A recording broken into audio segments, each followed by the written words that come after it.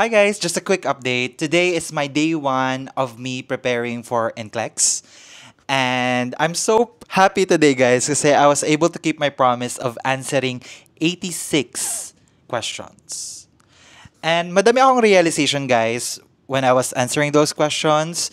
Actually, nasa ibang computer ko kasi yung ibang data. Dito sa laptop ko ngayon walang data.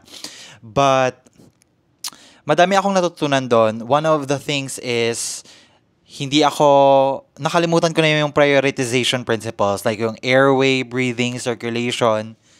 Tapos, yung mga keywords talaga, like, what is needed, more instruction, mga ganyan-ganyan. Minsan na may miss mo eh. Minsan na hindi mo nakikita yung mga ganong keywords. Kaya nagkakamali ako.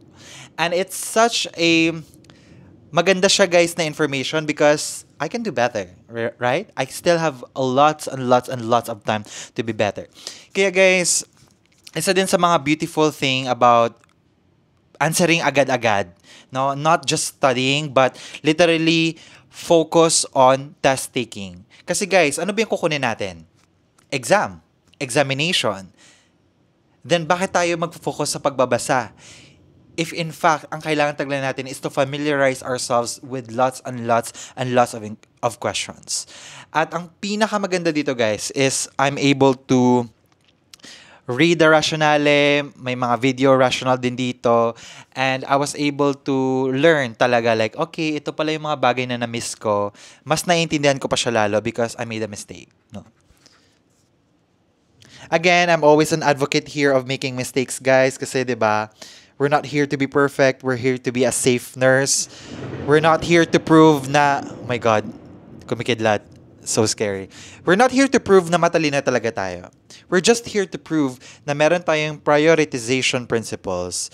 And we're not just here para matuto ng mga bagay-bagay. You know what I mean? Like, we're here to be a safe nurse. Kailangan natin i-prove na safe tayo as a nurse. And to be a safe nurse, you have to know prioritization. You have to know how to manage.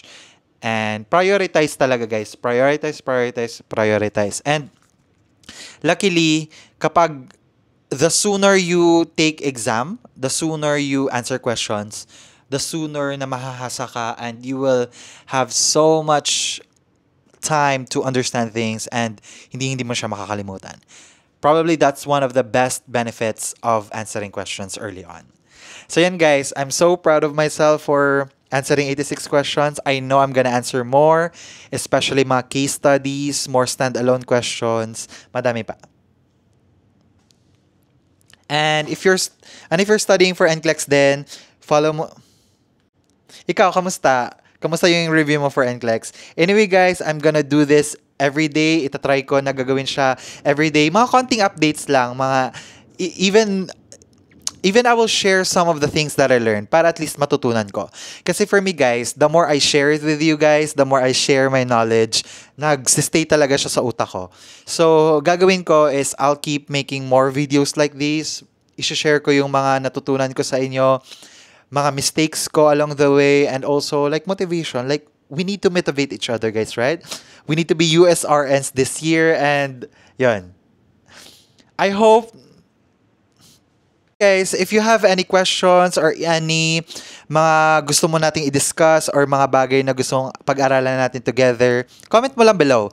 And also, if you're struggling, comment ka lang din below because I will try to convince you, motivate you, inspire you. Mag-inspirean tayo dito, guys. You know, this is our journey together and gagawin natin to because we want to be USRNs.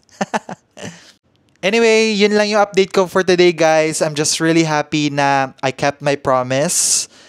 And I'm gonna make more updates soon.